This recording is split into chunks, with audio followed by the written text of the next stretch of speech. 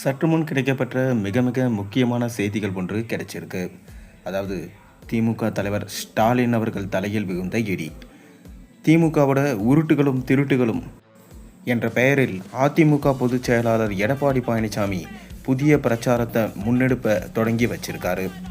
அதாவது மக்களை காப்போம், தமிழகத்தை மீட்போம் என்ற தேர்தல் பரப்புரை சுற்றுப்பயணத்தின் ஒரு பகுதியாக திமுக அரசை விமர்சிக்கும் பிரச்சார திட்டத்தை தொடங்கி வச்சிருக்காரு எடப்பாடி பழனிசாமி. சட்டமன்ற தேர்தல் நெருங்கி வரும் நிலையில் தமிழ்நாட்டின் பிரதான கட்சிகளாக திமுக, அதிமுக உள்ளிட்ட கட்சிகள் பிரச்சாரத்தை தொடங்கிட்டாங்க. அதிமுக பொதுச் செயலாளரும் தமிழக சட்டமன்ற எதிர்க்கட்சி தலைவருமான எடப்பாடி பழனிசாமி மக்களை காப்போம், தமிழகத்தை மீட்போம் என்ற பெயரில் தேர்தல் சுற்றுப்பயணம் மேற்கொண்டு வராரு. நேற்று முதல் புதுக்கோட்டையில் பிரச்சாரத்தை மேற்கொண்டுள்ள அதிமுக பொதுச் செயலாளர் எடப்பாடி பழனிசாமி இன்று புதுக்கோட்டை மாவட்டம் கந்தர்வக்கோட்டையில் நடைபெற்ற நிகழ்வில் திமுகவின் உருட்டுகளும் திருட்டுகளும் உண்மையான உரிமைக்காக என்ற அதிமுகவின் புதிய பிரச்சார திட்டத்தை தொடங்கி வச்சார். இந்த திட்டத்தின் மூலம் கடந்த தேர்தலின் போது திமுக அளித்த வாக்குறுதிகளின் உண்மை நிலையை அறிய மக்களுக்கு ரிப்போர்ட் கார்டு கொடுக்கும் திட்டத்தை அவர் அறிமுகப்படுத்தியிருக்காரு. தமிழ்நாடு முழுவதும் வீடு வீடாக சென்று மக்களிடம் கொடுக்கப்பட உள்ள ரிப்போர்ட் கார்டையும் வெளியிட்டார்.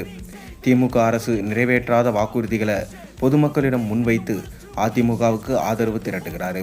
இந்த நிகழ்வின் போது பதில் சொல்லுங்க அப்பா என்ற தலைப்பில் பெண்களின் பாதிப்புகள் குறித்து காணொலியும் எதிர்க்கட்சி தலைவர் எடப்பாடி பழனிசாமி வெளியிட்டார். இதைத் தொடர்ந்து செய்தியாளர்களை சந்தித்த எடப்பாடி பழனிசாமி 2026 தேர்தலில் அதிமுக தலைமையிலான கூட்டணி அமோக வெற்றி பெறும். அதிமுகவில் ஏற்கனவே உறுப்பினர் சேர்க்கை முடிந்துவிட்டது. திமுகவில் தான் மக்களின் செல்வாக்கை இழந்துவிட்டு வீடு வீடாக சென்று உறுப்பினர் சேர்க்கிறாங்க. மேலும் திமுக ஆட்சியில் நேர்மையான அதிகாரிகளுக்கு மரியாதை கிடையாது என குற்றம் சாட்டிய அவர் நேர்மையான காவல்துறை அதிகாரிகளை பழிவாங்குவது நல்ல அரசுக்கு அழகல்ல என்று விமர்சித்தார். தொடர்ந்து பேசிய அவர் கூட்டணிக்கு பெரிய கட்சிகள் வர வேண்டிய நேரத்தில் வரும், கூட்டணிக்கு எதிராக பேட்டி கொடுப்பவர்கள் தான் கூட்டணியை உடைக்க முயல்றாங்க என சொல்லியிருந்தார்.